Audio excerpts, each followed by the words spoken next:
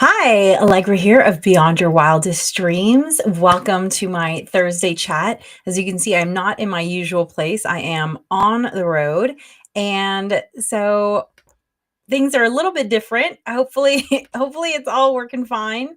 And yeah, we'll just go with it. So, welcome. If you're joining me for the first time, I am a brain science-based productivity and time management trainer, author, podcaster. And wherever you're watching, thank you for joining. You are welcome to comment if you are watching live. I will see those comments. And even if you're watching the recording, feel free to comment because I do get notified of those and sometimes in a timely manner. Technology, when you're posted on so many different places, sometimes the notifications don't go through.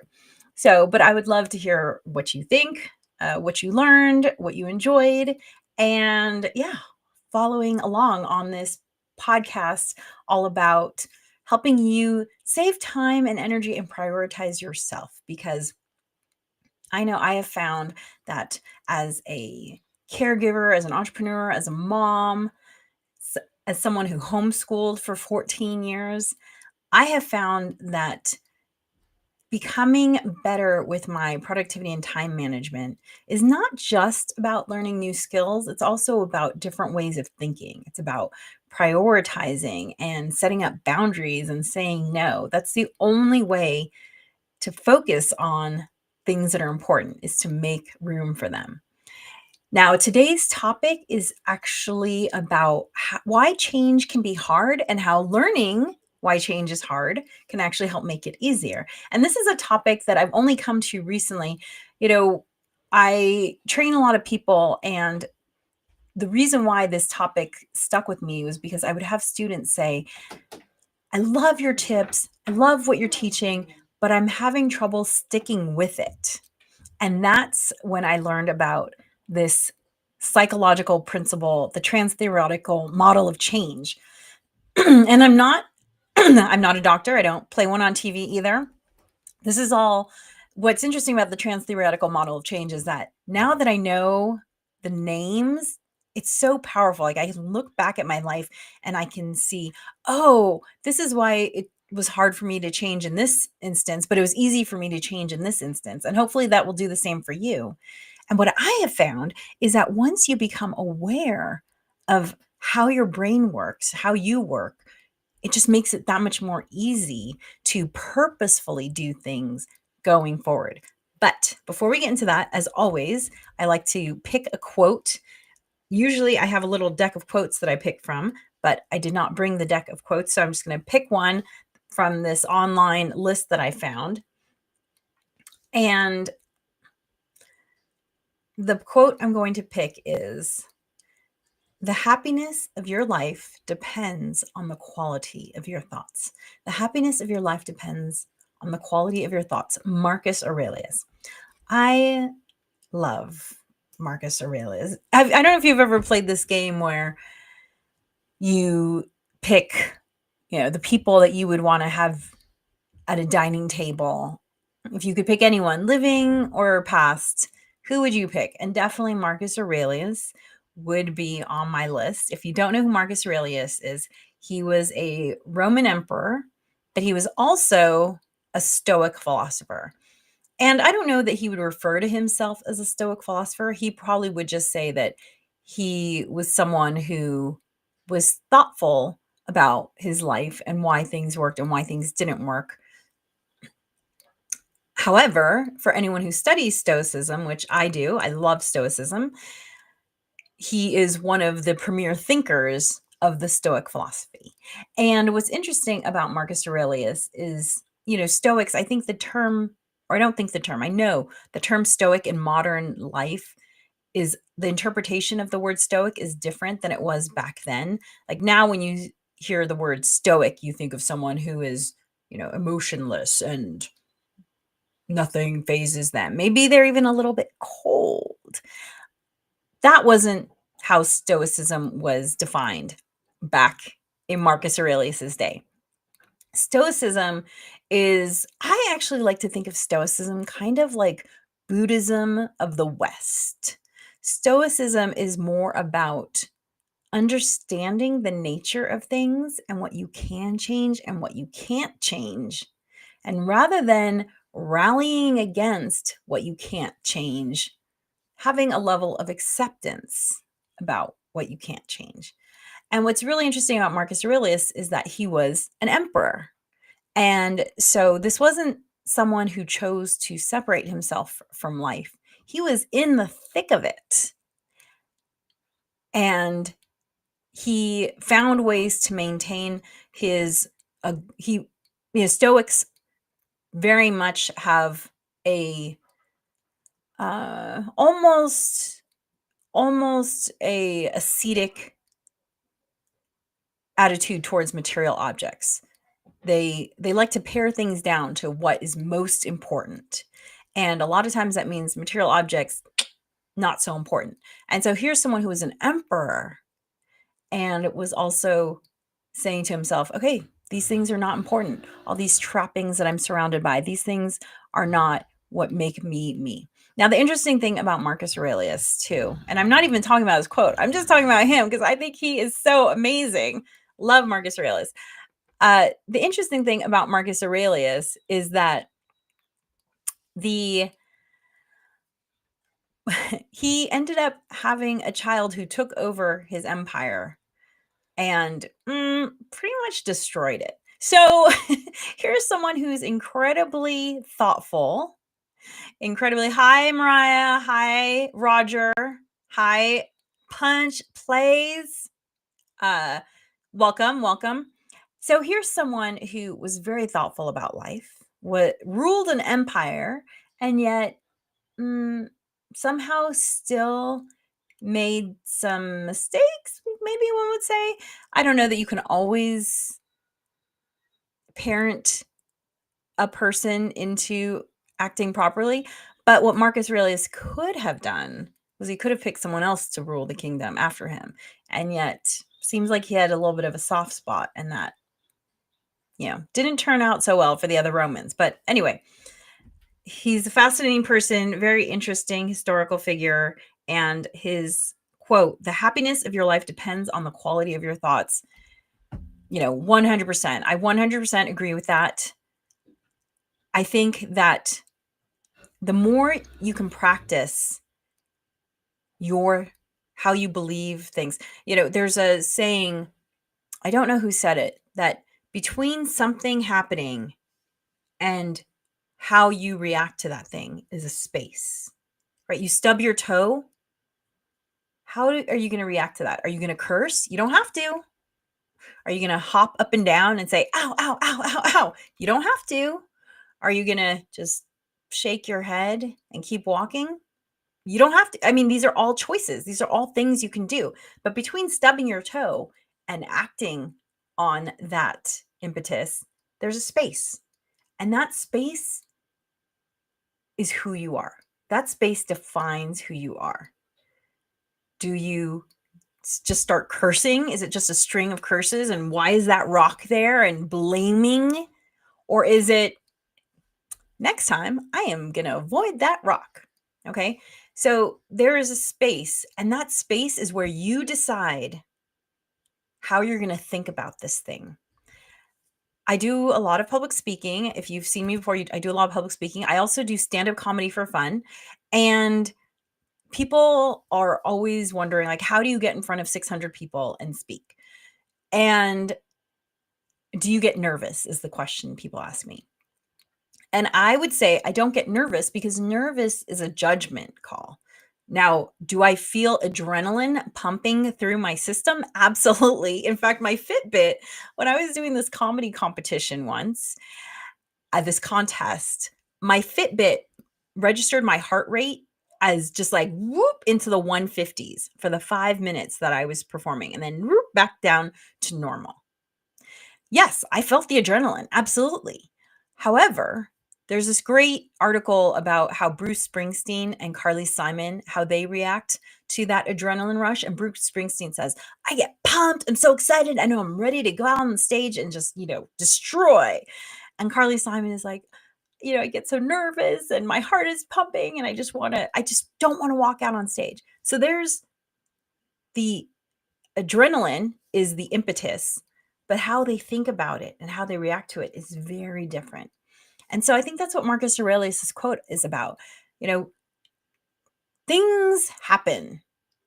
I'm not going to call them good or bad because they're not always good or bad. Sometimes something that you think is bad is clearing the way for something better. At this stage in my life at 51, I totally recognize that.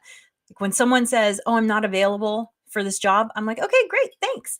I know the right person is going to come along who's going to be able to help me even better. And same thing with opportunities. When an opportunity isn't offered to me, I know it's not the right opportunity for me.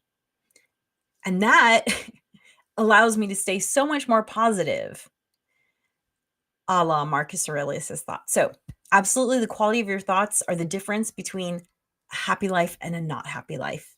Absolutely. Okay, so let's talk about the trans theoretical model of change. I am so excited about this because I find that when I can name something, it like no longer has power over me. When I understand why I'm doing something, I can say, "Oh, now that I understand this, I can choose not to do this again." And that is what is so great about this model. So this model is some people say it's 6 steps long, some people say it's 7 steps long. I'm going to talk about all 7 steps just because I think it's helpful. So, if you've ever wanted to create change in your life, let's talk about New Year's resolutions because it's October 2nd. New Year is 3 months away, and people often, set these New Year's resolutions. I feel like it's starting to become less of a thing, which I am all here for because they don't tend to be productive.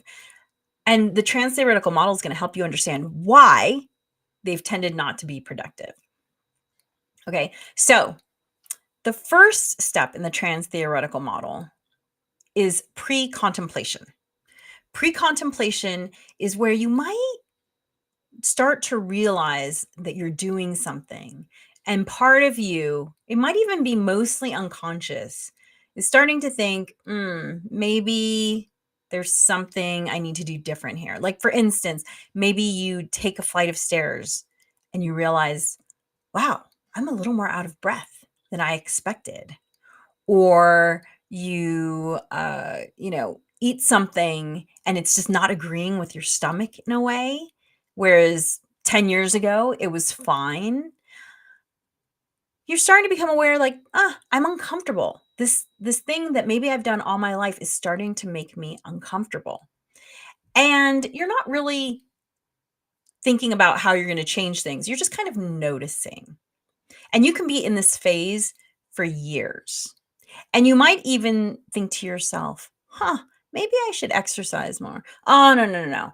I don't have time for that. Or exercise, I'd have to join a gym and that's expensive. You actually might start sort of justifying why you shouldn't change. This is all part of, right? If you've watched my podcast before, then you know that I talk about the fact that life is a game played on a field that goes from here to here, your brain. And we resist change because we are feast and famine animals. I talk about this in many of my podcasts. We are feast or famine animals, which means that we needed to store up food and calories when things were good because eventually things are going to be tough. And that's when we need to, access these fat reserves. And so change burns calories. And in our brain's mind, those calories are unnecessary to burn. So why should we change? So this is part of why change is so hard because our brains are designed to hold on to calories and change requires calorie burn. So you're starting to become aware that something's making you uncomfortable, but you're not really sure you want to change. That's step 1, pre-contemplation. Step 2 is contemplation.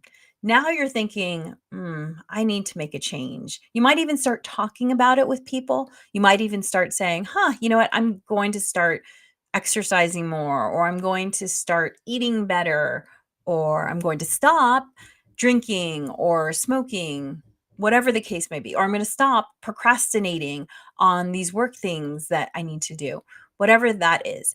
And the contemplation phase, you can also be in this phase for years. You've probably Maybe you've done it. Maybe you know people who've done it who've said, I'm going to make this change, and they've been talking about it for years. Again, the brain is so powerful at holding us back in order to save those calories that, hey, it can take a while. But now that you know this contemplation phase might last years, maybe there's ways to speed it up. And that's where step 3 is really exciting. Step 3 is really where this model just starts to sing. Step 3 is preparation. Step 3 is when you start researching, is it normal to be out of breath after one flight of stairs? Or is it normal to have, an upset stomach after eating two tacos or whatever? You start maybe asking around, talking to people that you've seen make a change that you maybe are unconsciously have been paying attention to and thinking, maybe that change is for me. Preparation, the longer time you spend in preparation, kind of you're setting yourself up for success when you start taking action. The next step is action. Preparation, I would say don't feel bad if you stay in this phase for months. Maybe at some point you need to set a date to start acting if you are going beyond 6 months in the preparation phase, but preparation is fantastic because it helps you know what to expect. This lack of preparation, I think, is why New Year's resolutions don't work because people decide on December 31st or maybe December 20th, I'm going to make this change on January 1st, and they haven't done any preparation. This is one of the keys to really making change, one, stick, and two, easier. Because, it's kind of like giving yourself a running start. And this is why I always tell people, if you listen to some of my podcasts about as the New Year is approaching, I like people to start thinking about it now in October. What is it that you really want to work on in 2026? Start preparing for that. Are you going to look for a new job? Are you going to start a business? Are you going to buy a home? Start preparing for that because it actually kind of tricks your brain. That whole, your brain wanting to hold on to calories, it kind of tricks your brain because you're like, oh, brain, I'm not doing anything now. I'm just thinking about it. But, start writing things down, start doing some research. Maybe start making some small changes. My kiddo, she never even asks to take the elevator when we go to her orthodontist because we have just always taken stairs. I always look for the stairs wherever I can. So doing little things like, I'm just gonna, try to take stairs more often. Or maybe if the stairs are too hard because of the incline, maybe you just park your car a little bit farther away from the front door of the store, just to get a few more steps. This is a great time to ask people what's worked for them. It's also a great time to maybe find an accountability partner or a support group because these are people the support group, these are people who have walked in your shoes. They are going to say, hey, watch out for this because this is what happened to me, after 9 months of giving up cigarettes. I went to Thanksgiving dinner and there was an aunt there who I always smoke a cigarette with. And I could not say no to her. Watch out for that. They're going to give you tips like that, real world tips to help you. So an accountability partner doesn't have to be someone who's already done the thing that you want to do. This can just be a friend. For instance, if you follow me for a while, then you know that for the past 4 years, I have been doing sunrise hikes with friends. And so these are people who hadn't done sunrise hikes before either, but they wanted to get more movement in. They were open to the idea. We were friends. So, yeah, let's do it. So, it doesn't always have to be someone who's in front of you that can help you with this. But having an accountability partner is great because it just makes it that much more certain that you're going to show up. If you have a friend that you know is going to be there at the hiking trailhead for sunrise, it's going to get you out of bed because you're like, oh, I don't want to let her down. So find an accountability partner or support group. And I think one of the most important points of this phase, so step 3, preparation, one of the most important points is to take the time to think about what the obstacles of success are going to be. Because this is something the Stoics did all the time, going back to Marcus Aurelius. The Stoics would always think about what's the worst case scenario. In fact, they like to do a little thing called, I forget what the actual term was, like, but basically they like to contemplate death as the ultimate worst case scenario. Like, what would it be like if I was dead? What would that actually be like? But there's proof that shows that when you contemplate what's the worst that can happen, it kind of like eases, it kind of inoculates you against it. You're like, oh, that thing happened. I was expecting that. I knew that was going to happen. Like maybe you want to give up sugar and you're doing really great until the Thanksgiving pumpkin cheesecake comes out. That seasonal pumpkin cheesecake. You can tell what I'm thinking about. That seasonal pumpkin cheesecake comes out and you just can't turn that down. I actually have something like that where I don't drink soda. I actually gave up soda when I was 11 years old after doing a science experiment on the effect of soda on teeth. However, Trader Joe's has this amazing triple ginger ginger ale that comes out seasonally that I always buy a few bottles. But the great thing about it is that it's seasonal. So I know I can't go crazy on it because it's just not around. And I don't have the space to store 100, an annual supply. So that's not a concern either. But knowing what your weak points are is really helpful in helping you to avoid them. You're like, you know what? I think I'm just going to avoid Trader Joe's in October and November. I mean, I could do that. I don't. But you can plan for that once you've identified what these potential obstacles would be. So this is a great part of preparation.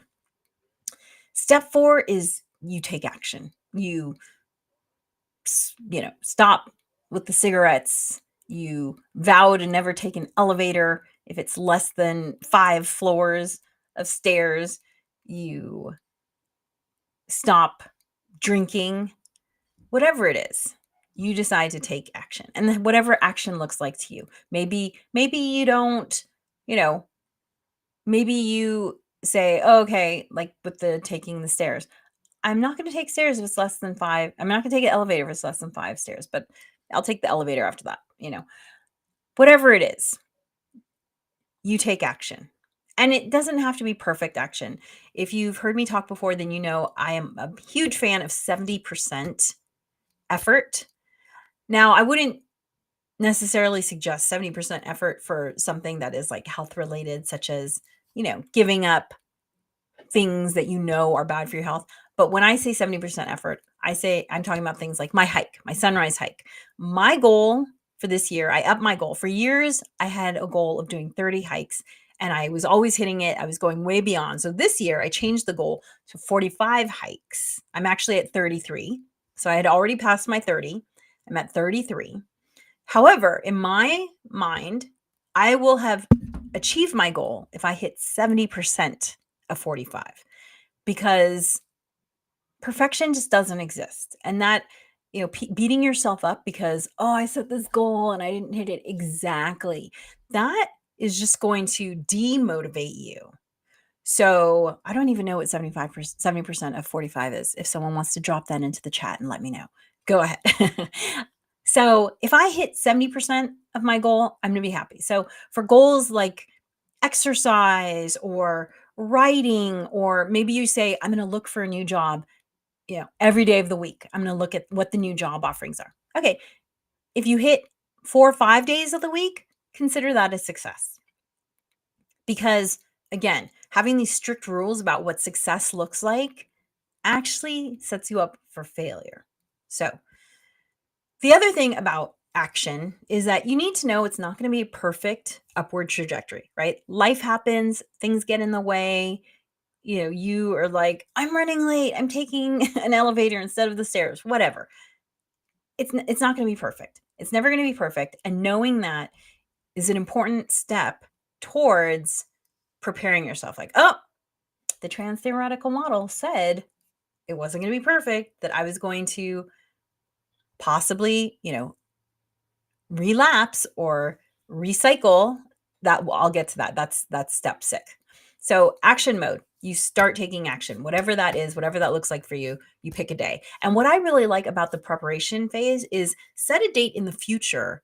Give yourself 4 to 6 weeks to say, okay, that day, October 2nd, no, let's say January 15th. January 15th is going to be the day when I start doing Pilates, whatever. But then what I love doing is taking action before that. Because again, it just kind of tricks your brain like, oh, look how good I am. I started before the day I said I was going to start. That's amazing. And so give yourself a date in the future, but then start taking action before that. And something that they don't mention in the trans theoretical model that I do think is important is to set a goal. So if you say, I'm going to do Pilates once a week, starting January 15th, great. Do that. Set that goal for yourself and then keep track of it. Because when you set your goal so low, like January, like once a week, guess what? Maybe you're like, you know what? I feel like going to Pilates twice a week. And then you're going to give yourself that little like, I'm such a winner. That's great. Now, on the flip side, if you can't make it to Pilates even once a week, then drop that goal down. Drop it down to the smallest unit that you can actually do. Maybe you say, I am going to do Pilates once a month. That's fine.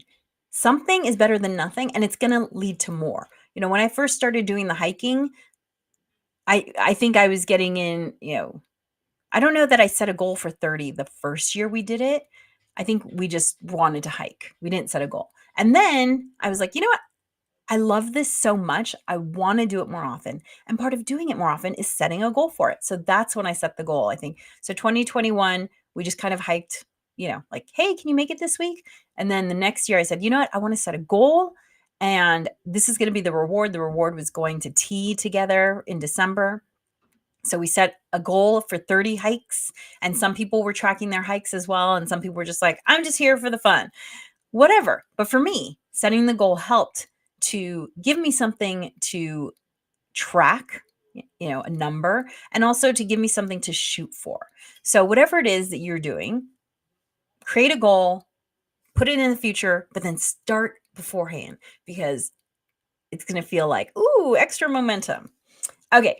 So step number 5 is maintenance. Maintenance is defined in the trans theoretical model of change as you've been doing the thing for 6 months or longer. So for me, with my hiking, I am well into maintenance because I've been doing it for 6 months or longer. Relapses or recycling, which is the next step we'll talk about in a second, it's still possible, but you're different. You feel more confident that you have made a lifelong change. And that makes such a huge difference because your confidence is huge. Like, even when I fall off the hiking for whatever reason, earlier this year, I couldn't do my hike for a while because of the fires that had happened in California. The area where I hike, all these trails were closed and the outdoor air quality was not so great. So we were doing walks in, just around neighborhood streets with masks on. So that was an external thing. But then something happened, I've actually had a really busy last couple of months. So I haven't been able, and then also one of my main hiking buddies, she also had a bunch of work travel. So we actually didn't get up onto the trail for 2 months. So that was on me. But because I've been doing it for so long, because I love it so much, I knew as soon as I was going to be able to, I was going to get back on the trail. And we did this week. So that was great. And just, staying honest about like, well, I can't do anything about it. There's no point in beating yourself up about it, but just staying honest and saying, you know what, there's too much going on right now. But on November 10th, when things slow down, I'm going to start back up with my habit. That's fine. It happens. Life happens. The great thing about having goals and having a plan is that it helps you to get back on track that much faster because like, this was just a blip. I'm going to get back into it. Okay. Step 6 is relapse, or as some social scientists call it, recycling. And this is where you stop doing this new activity and you start doing the bad activity that you were doing before. I don't want to say bad because it's not a judgment call for me. It's just the thing that you've decided to stop doing. Maybe you started doing it again. I think the reality is this happens a lot. And this is why having a support group and having a plan for getting out of this phase, and really what you want to do is you just want to figure out how quickly you can get back into action mode. And maybe that requires a little more preparation. Maybe you do a little bit better preparation. But the key is really to understanding what caused you to go back to the behavior that you had decided you didn't want to do anymore. You know, are there places you need to avoid? Are there people you need to avoid? Go back and do a little preparation, and then again, pick a date and for action, and then get back into it. And so that's why some social scientists call it recycling, because they're like, well, there's this little bit of a loop between maintenance and action that happens where, maybe you just need to do a little more preparation. Finally, step 7, which not all social scientists describe, but I'm going to put it here, which is termination. And termination is described as you will never relapse. And look, I think for most things, that's probably just not humanly possible. Like me not hiking for 2 months, I would consider that a relapse. However, I did get back into it as soon as I was able to. So, maybe that's just life getting in the way. I think termination is absolutely possible for certain things. Like, for instance, I've been making my bed since I was, I don't know, a teenager. I don't remember ever not making my bed. And I like the look of a made bed so much that it's hard for me to imagine why I wouldn't make a bed. So I'm absolutely in termination in terms of the habit of bed making. Same thing with skincare. Even though skincare was not something I did for most of my life, I've been into it now for about 10 years and I like it so much that I can't imagine not doing it.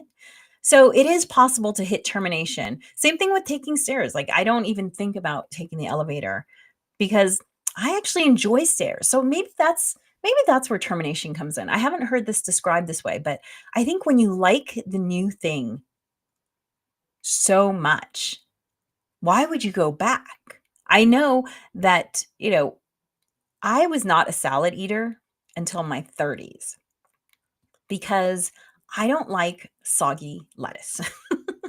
And I'd never had a salad that was not soggy. And then I remember going to the farmer's market one day and they had all this kale for sale. And I had always thought of kale as rabbit food. And this was before kale became a thing. I'd always thought of kale as rabbit food, but I was at the farmer's market. And so I asked the farmer, how do I prepare this so I can eat it myself?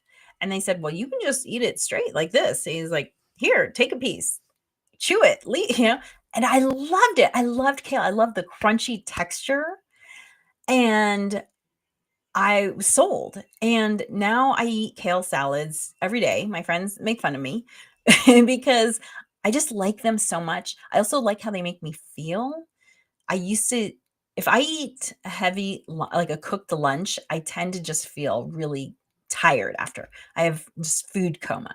Whereas my kale salads are so easy to digest. I don't get that, oh, I need to go lie down. I'm so tired after lunch, which is huge for me because as you can see, I'm kind of an energizer bunny. I like being high energy and kale salads do it for me. So I am in termination with kale salads too, because I just love how they make me feel. So I think that's the goal is if you can get to the point where you see that you love this new habit of yours, this new behavior of yours, that's when you're going to be in termination. So that's the trans theoretical model of change. I'm just going to say it really quickly again, just to give you an overview. Step 1, pre-contemplation. This is where you're kind of aware of something, but you're not really consciously thinking about it. Contemplation, step 2, that's when you're thinking like, I want to make this change. Step 3, preparation. This is, I think, the most important phase for success. This is when you start gathering information and making plans. Step 4, action. Step 5, maintenance. 6 months after, you are getting more confident, and that makes all the difference. Step 6, relapse/recycling. It happens. Again, having a plan for how you're going to get out of that and back into action is key.